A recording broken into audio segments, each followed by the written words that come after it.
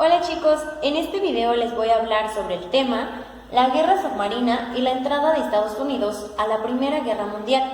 Como recordarán, en el video anterior les hablé que la Triple Entente llevaba ventaja sobre la Triple Alianza, ya que Francia, Rusia e Inglaterra iban avanzando triunfantes en esta Primera Guerra Mundial. Inglaterra tenía una flota marítima muy importante, por lo que impuso un bloqueo naval hacia los alemanes, lo cual funcionó ya que los alemanes comenzaron a sufrir una escasez de alimentos, por lo que decidieron hacer uso del submarino como arma de guerra. Comenzaron a atacar los barcos, aunque a su vez estos llevaban aliados que se dirigían a Francia. En las estrategias navales solo habían pensado en armas tradicionales como eran los barcos o los cañones, pero en ningún momento le habían dado importancia a las nuevas armas como las minas o los submarinos. Por lo que el submarino alemán pudo hundir distintos cruceros ingleses. Estos incidentes alarmaron ya que no había ninguna defensa contra los submarinos, por lo que en un tiempo retiraron la flota del mar. Al inicio de 1915 contaban con una guerra submarina y las victorias parciales eran a favor de los alemanes, por lo que surgió un incidente en el que hundieron un barco en el cual murieron 1.500 tripulantes de Estados Unidos, por lo que este país decidió involucrarse directamente en la guerra. Esto era a favor de la Entente. Otro de los incidentes que contribuyó a su incorporación fue el haber descubierto que el secretario de Estado alemán, Zimmermann, le había enviado un telegrama a México proponiéndole un acuerdo por medio del cual, si nuestro país le declaraba la guerra a Estados Unidos y los distraía, Alemania le devolvería a México los territorios perdidos en 1848. Sin embargo, Venustiano Carranza no aceptó y mantuvo la neutralidad de su gobierno. Cabe mencionar que mientras se desarrollaba la Primera Guerra Mundial, en México se vivía la Revolución Mexicana y primordialmente la fase de la disputa interna entre el poder de los ejércitos de Villa y Zapata por un lado y de Carranza y Obregón por otro. Como la tecnología de la guerra había permitido la existencia de aviones que bombardearon, también los ejércitos de Villa y Obregón hicieron uso de aeroplanos rudimentarios para lanzar manualmente bombas o hacer tareas de espionaje. Esta intervención estadounidense a favor de la Triple Entente precipitó el desenlace de la guerra, sobre todo por el desgaste marcado que tenían los ejércitos alemanes, por lo que la causa de la Triple Alianza se había encaminado a la derrota. La última batalla especificada entre alemanes y la Entente concluyó con el triunfo de las fuerzas comandadas por el francés Fernando Foch sobre el alemán Erich Ludendorff, razón que llegó a la determinación de firmar el pacto para suspender las operaciones de guerra por un mutuo acuerdo. Esto fue el 11 de noviembre de 1918. Una vez que las hostilidades pararon, en enero de 1919 efectuaron conferencias para determinar el nuevo orden mundial. Las diferentes posiciones que cada país pretendía establecer se prolongaron durante 5 meses, pero lograron una serie de estipulaciones a las que se les conoce como el Tratado de Versalles.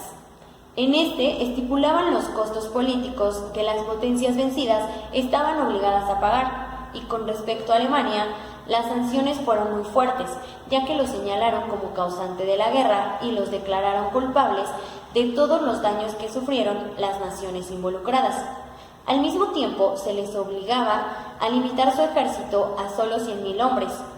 Se les negó el derecho a poseer artillería pesada, aviación y submarinos.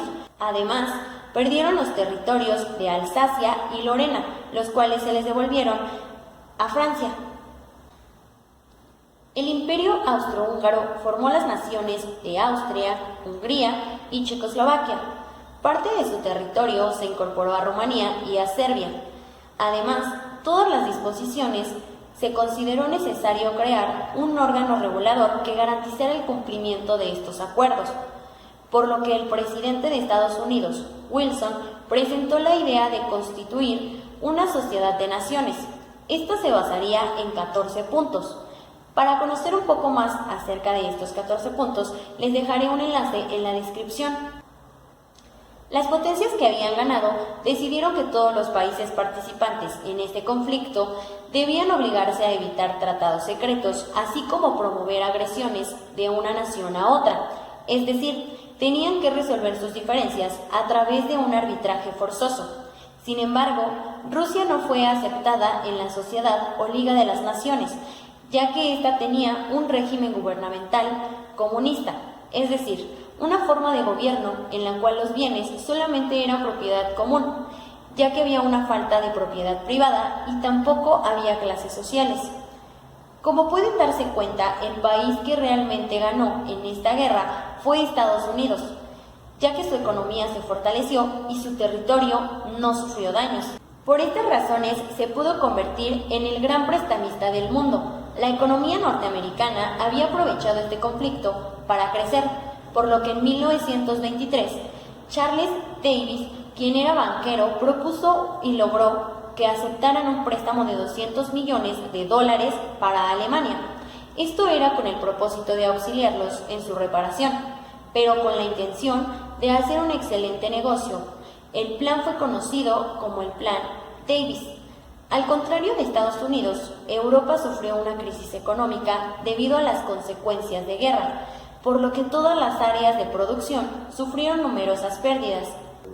Además, murieron más de 13 millones de personas y millones quedaron heridos, por lo que los imperios europeos fueron desplazados por el establecimiento de Estados Unidos como potencia indiscutiblemente superior.